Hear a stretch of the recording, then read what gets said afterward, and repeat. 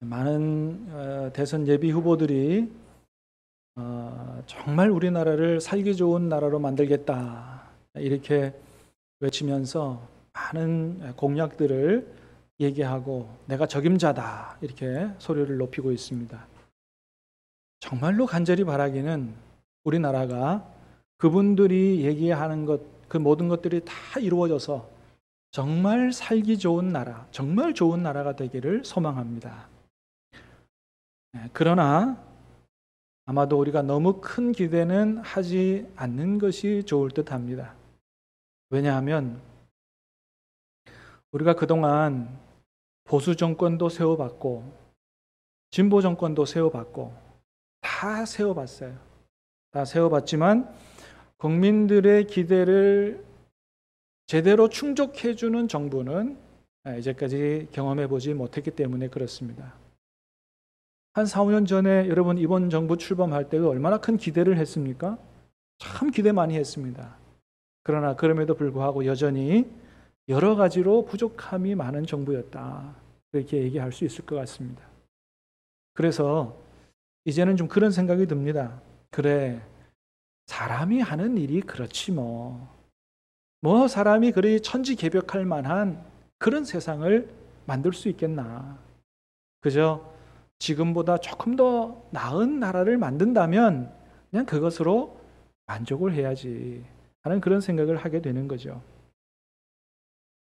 그러나 여러분 그렇다고 정말로 우리 국민들이 바라고 소망하는 그런 나라, 정말로 모든 사람이 함께 어울려서 기쁘고 행복하게 살아가는 그런 이상적인 나라, 그런 나라가 전혀 불가능한 것은 아니라는 것입니다. 왜냐?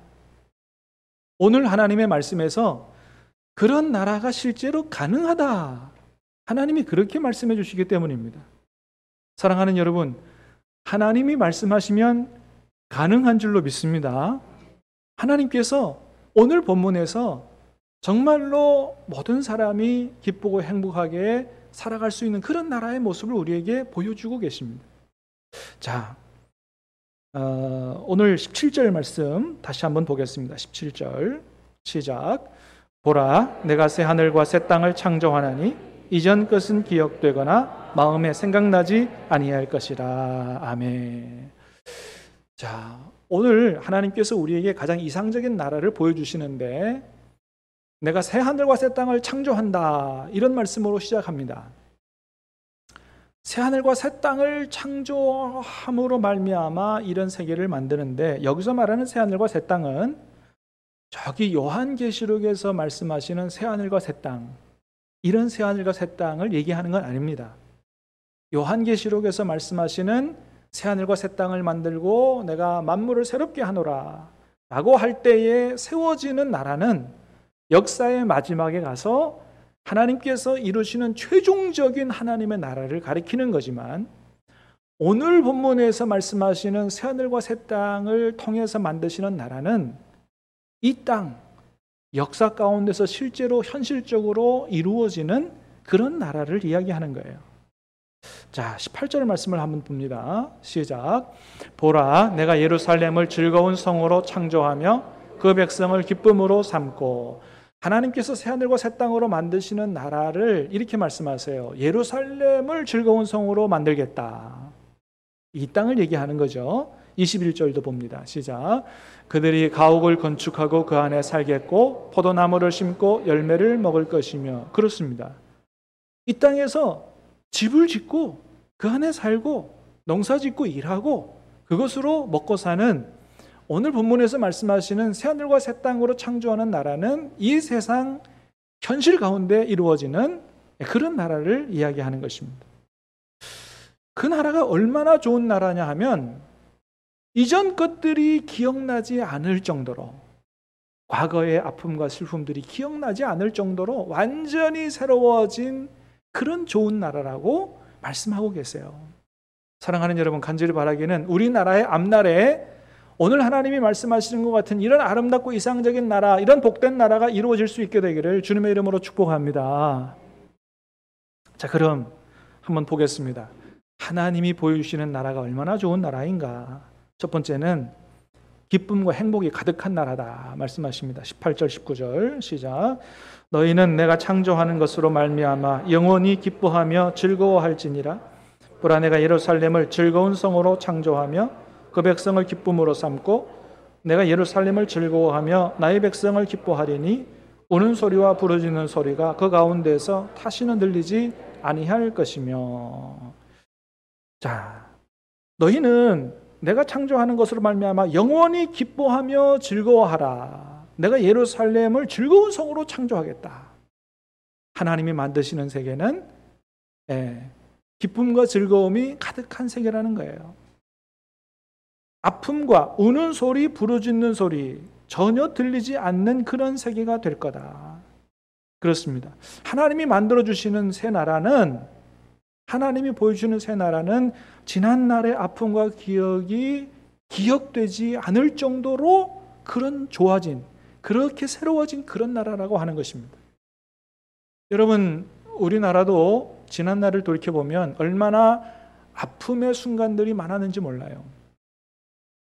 최근 근현대사를 보더라도 일제 36년에 그 압제 속에서 신음하면서 살았죠. 얼마나 고통 속에 살았습니까? 해방의 기쁨도 잠시입니다. 미국과 소련의 영향으로 좌익 우익 둘로 쫙 나눠져서 얼마나 갈등하고 분쟁하며 아픔을 겪었는지 몰라요. 6.25 전쟁, 군사 독재, 5.18 민주항쟁, 수많은 사람들이 목숨을 잃었습니다. 얼마나 가슴 아픈 일들이 많았는지 모릅니다. 자, 그런데 하나님께서 말씀하시는 나라는 비록 그런 아픔들이 있었을지라도 이런 것들이 다시 생각나지 않을 정도로, 또 앞으로는 그런 아픔들이 다시 일어나지 않을 정도로 정말로 기쁨과 즐거움이 가득한 나라라고 말씀하시는 거예요. 사랑하는 여러분, 간절히 바라기는 하나님께서 여러분의 가정에, 여러분의 직장에, 우리 사회에 이런 아름다운 나라를 만들어 주시기를 주님의 이름으로 축복합니다. 가만히 생각해 보면 우리가 지금 이렇게 하나님 말씀하시는 이 축복의 나라를 완전하진 않지만 일부를 누리고 있지 않나, 그렇게 생각이 됩니다. 여러분, 40, 50년 전만 해도 우리나라가 얼마나 가난했어요? 제가 초등학생 때 우리 모든 친구들이 다 검정 고무신 신고 다녔습니다. 운동화가 어디 있어요? 검정 고무신 신고 다녔는데 저희 어머니가, 제가 외동아들이라고 흰 고무신을 사주셨어요. 그리고 하시는 말씀이, 아들아, 이거 절대로 학교에 신고 가지 마라. 학교에 신고 가면 반드시 잊어버리니까 집에서만 신어라. 근데 그러고 싶습니까? 그거 신고 싶어갖고 또 학교 가서 자랑하고 싶어가지고 학교 신고 갔지요. 학교 신고 가서 복도에 신발장에 딱 벗어놓고 학교 다 마치고 집에 가려고 딱 나왔더니 신발이 없어진 거예요. 아이고 세상에, 내 흰 고무신. 속상하고 집에 가서 혼날 생각을 하니까 막 눈물이 앞을 가리는 겁니다. 집에까지 맨발로 가는데 얼마나 서글프든지. 하늘에서 막 비가 장대같이 옵니다. 하늘도 내 슬픔을 알아주시는구나. 얼마나 울면서 집에 갔던 기억이 있습니다. 그런데 여러분, 지금 우리나라가 어떻게 됐어요? 흰 고무신 가지고 가슴 아파할 나라가 아닙니다. 얼마나 좋은 세상이 됐어요. 하나님께서 우리나라를 이렇게 좋은 나라로 만들어 주셨습니다. 할렐루야. 그래서 지난날의 아픔들, 이런 것들이 기억나지 않을 정도의 이런 좋은 나라, 하나님이 보여주시는 나라, 그런 나라라는 거 하는 거예요. 두 번째는 장수의 축복을 누리는 나라입니다. 20절 말씀 시작. 거기는 날수가 많지 못하여 죽는 어린아이와 수완이 차지 못한 노인이 다시 없을 것이라. 곧 백세에 죽는 자를 젊은이라 하겠고 백세가 못되어 죽는 자는 저주받은 이라 하리라. 아멘.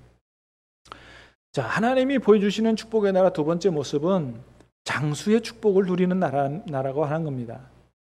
날수가 많지 못하여 죽는 애가 없고 수완이 차지 못해 죽는 노인이 없다. 백세가 못되어 죽는 자는 저주받은 자라 하리라. 여기서 백세를 꼭 우리가 산술적인 숫자로 백세라고 볼 필요는 없어요.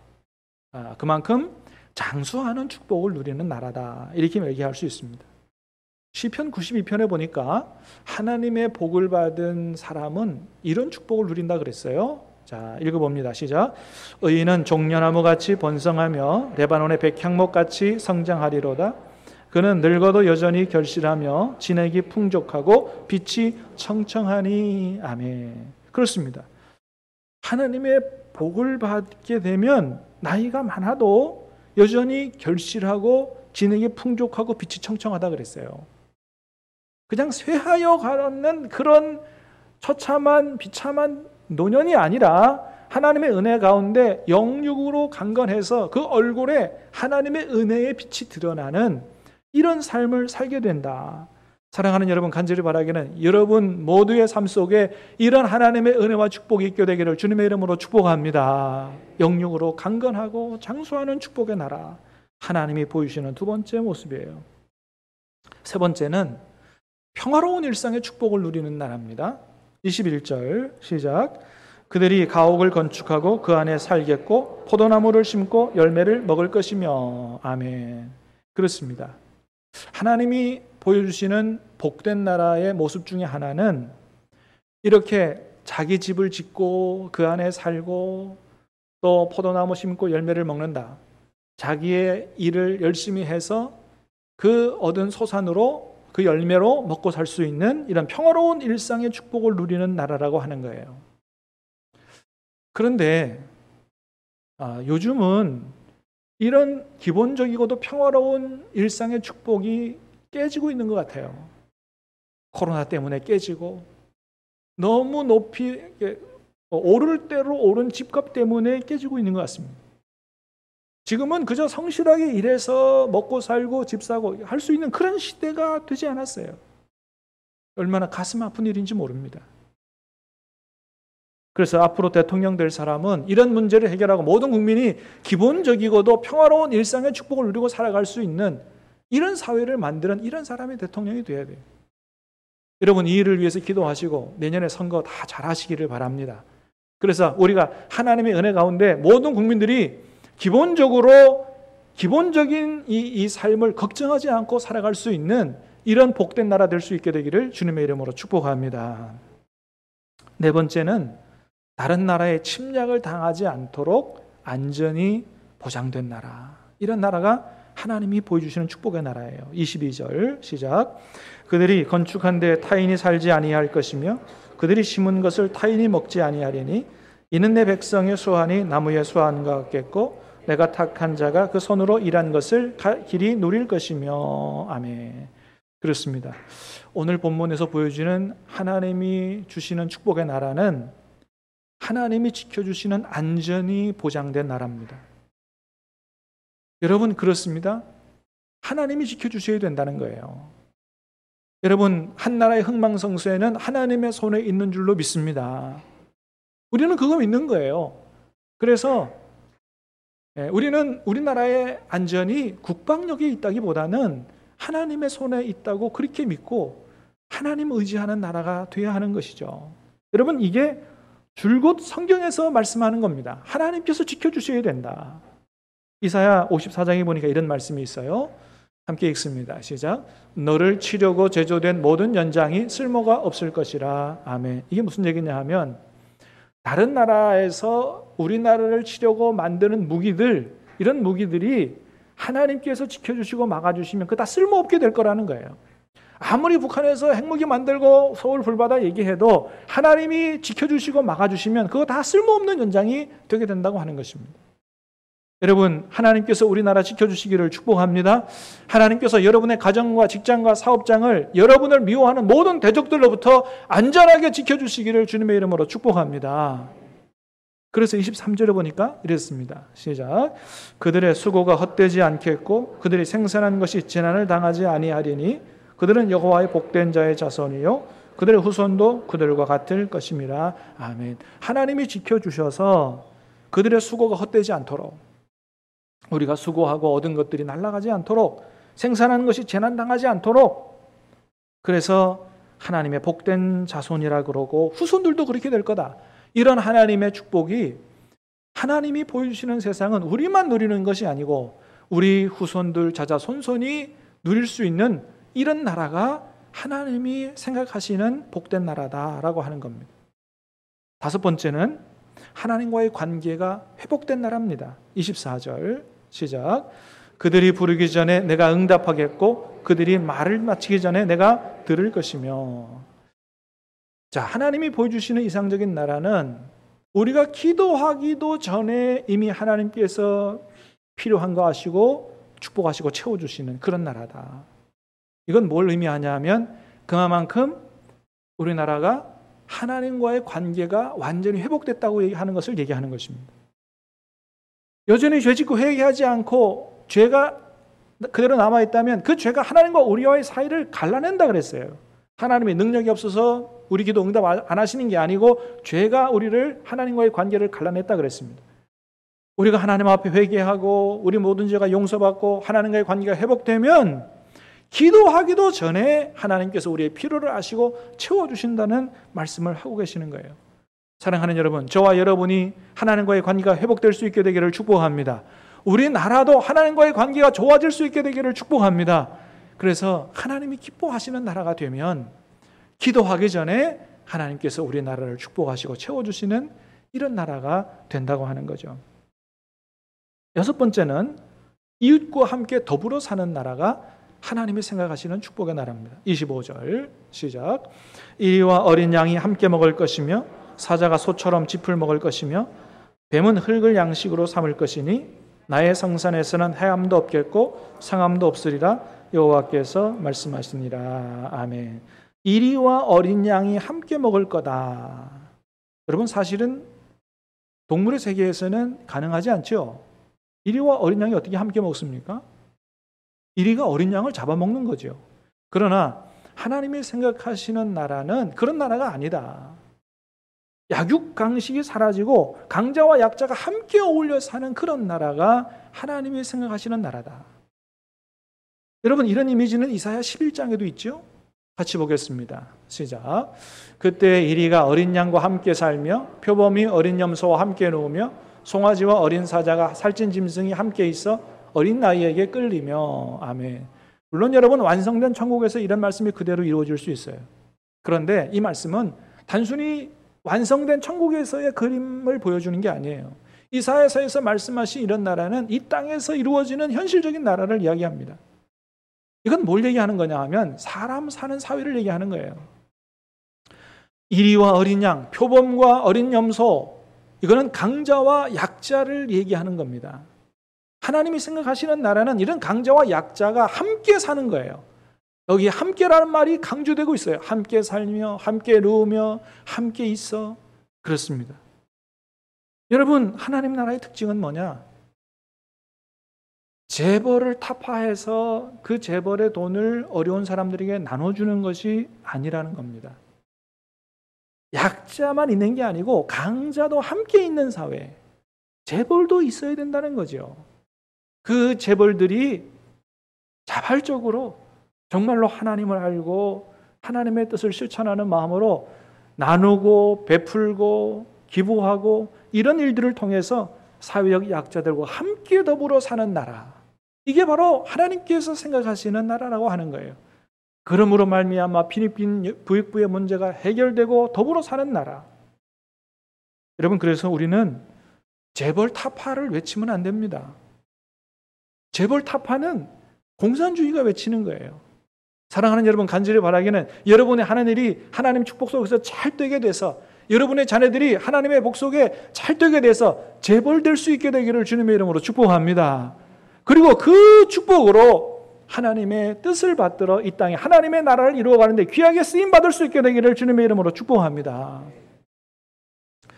물론 지금 재벌 가운데는 노동자들의 피를 빨아서 재벌된 사람들도 있습니다.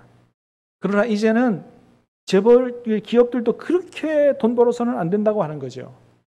성경에서 말씀하는 것처럼 모든 직원들을 한 식구로 생각하고 함께 잘 먹고 잘 사는 그런 기업이 되고, 더 나아가서 사회에 이바지하는 사회 약자들을 위해서 나눔을 실천할 수 있는 이런 기업이 되어야 된다고 하는 것이죠. 그래서 재벌들이 국민들의 사랑과 존경을 받을 수 있는 이런 나라가 바로 하나님께서 생각하시는 나라다라고 하는 것입니다. 우리나라가 그런 나라 될 수 있게 되기를 다시 한번 주님의 이름으로 축복합니다. 자, 그러면 이런 일들이 어떻게 가능한가? 오늘 하나님 말씀하십니다. 이런 나라는 사람으로 가능한 게 아니고 하나님으로 가능하다라고 말씀하세요. 오늘 말씀 시작할 때 17절에 그렇게 말씀하십니다. 보라, 내가 새 하늘과 새 땅을 창조하나니. 새 하늘과 새 땅으로 만들어지는 완전히 새로운 나라는 내가 만든다고 하는 거예요. 하나님이 만드신다. 여러분, 그렇습니다. 이런 이상적인 나라, 아름다운 나라는 하나님이 만드시는 거지 사람으로 인해 만들어지는 나라가 아니라고 하는 것입니다. 근데 사람들은 자꾸 착각합니다. 우리 인간이 그거 할 수 있다. 우리 인간의 능력으로 또 과학기술이 발전하면 이런 이상적인 사회를 만들 수 있다고 생각합니다. 역사적으로도 한때 이런 생각들이 아주 팽배했을 때가 있었어요. 17, 8세기. 근데 이성주의를 바탕으로 해서 과학기술이 발전했을 때 이 과학기술이 발전하면서 인간들은 생각했습니다. 우리 스스로가 이상적인 세계를 만들 수 있다. 그런데 그런 유토피아 세계의 건설의 꿈이 제1차 세계대전, 2차 세계대전으로 인해서 완전히 깨져버렸습니다. 그렇게 이성이 할 수 있다. 우리 인간이 할 수 있다. 기술이 할 수 있다. 이렇게 믿었던 그 결과가 어떻게 됐느냐? 그것으로 무기 만들고 싸우고 전쟁하고 모든 사람을 죽음으로 내모는 결국 그런 결과를 가져오지 않았느냐? 1차, 2차 세계대전 이후에 사람들이 깨달은 진리입니다. 여러분, 그렇습니다. 그래서 우리는 역사를 통해서 배워야 됩니다. 모든 인류가 더불어 사는 이런 세상은 사람으로 인해서 오는 것이 아니다. 하나님으로부터 온다라고 하는 것을 깨달아야 된다고 하는 거예요. 죄와 탐욕에 물든 인간은 절대로 그런 나라를 만들 수 없다고 하는 것입니다. 하나님 말씀하십니다. 이런 나라는 사람으로부터 오는 것이 아니고 하나님으로부터 온다는 거예요. 그래서 예수님 말씀하십니다. 그 나라를 위해서 기도하라고 말씀하세요. 주님이 주기도문을 통해서 우리에게 말씀하셨습니다. 같이 읽어봅니다. 시작. 나라가 임하시오며 뜻이 하늘에서 이루어진 것 같이 땅에서도 이루어지이다. 아멘. 그 나라가, 하나님의 나라가 임하기를 위하여 기도하라. 뜻이 하늘에서 이루어진 것처럼 하나님의 뜻이 이 땅에서 이루어지는 나라가 오기를 기도하라고 말씀하십니다. 여러분, 그렇습니다. 그래서 하나님이 말씀하시는 가장 이상적이고 복된 나라는 이렇게 사람이 이루어지는 나라가 아니고 하나님의 나라, 하나님이 통치하시는 나라가 바로 가장 이상적인 나라라고 말씀하시는 거예요. 여러분, 우리가 하나 생각할 거는 이런 하나님의 나라가 하나님이 직접 만드실 수도 있지만, 그러나 중요한 것은 하나님이 세우신 사람들을 통해서 그 나라를 이루어 가신다라고 하는 것입니다. 앞으로 세워질 대통령을 통해서 그런 나라를 이루실 수 있어요. 그러나 더 중요한 것은 바로 예수님 안에 구원받은 우리를 통해서, 교회를 통해서 이 땅에 그런 나라를 이루어 가신다라고 하는 것을 우리가 기억해야 됩니다. 그래서 우리가 먼저는 예수 믿은 우리가 정말로 예수님 안에서 새로운 피조물 되는 우리가 변화되어야 한다고 하는 것입니다. 여러분, 하나님이 생각하시는 나라, 이 좋은 나라는 제도가 변하기 전에 사람이 변해야 됩니다. 아무리 제도가 변해도 사람이 변하지 않으면 이루어질 수 없는 나라가 하나님의 나라인 것입니다. 그래서 먼저는 예수 믿은 우리가 변화되어야 되고, 우리를 통해서 많은 사람들이 하나님을 알게 되고, 정말로 사회적인 지도자들이, 재벌들이 하나님을 알게 돼서 하나님의 뜻에 순종하는 그러한 일들이 일어날 때 이 땅에 그런 아름다운 하나님의 나라가 이루어진다라고 하는 겁니다. 사랑하는 여러분, 간절히 바라기는 저와 여러분들이 예수 믿고 변화되고 우리의 전도를 통해 많은 사람들이 예수님 알게 되고 예수님 안에 변화돼서 이 땅에 하나님 나라를 이루어가는데 귀하게 쓰임받는 저와 여러분 될 수 있게 되기를 주님의 이름으로 축복합니다. 특별히 우리 자녀들이 이런 아름다운 나라에 대한 꿈을 가지고 열심히 공부하고 준비해서 요셉처럼 이 땅에 하나님의 나라를 이루어가는데 쓰임받을 수 있게 되기를 주님의 이름으로 축복합니다. 마지막으로는 교회가 이런 하나님의 나라를 이루어가는데 쓰임받아야 됩니다. 여러분, 저 광양에 가면 광양대광교회라는 교회가 있습니다. 이 교회는 그리 큰 교회는 아니지만 지금으로부터 한 25년 전에 신정이라고 하는 담임 목사님이 부임하시면서 이 교회는 교회 교인들만을 위한 교회가 아니고 지역 사회를 위한 교회가 됐습니다. 그러니까 목사님 목회하시면서 목회 철학이 교회 목회가 아니고 요즘 우리 총회에서 얘기하는 마을 목회를 벌써부터 시작을 하신 것이죠. 그래서 그 교회 사역은 지역 사회 주민들을 위한 사역들이 얼마나 많은지 몰라요.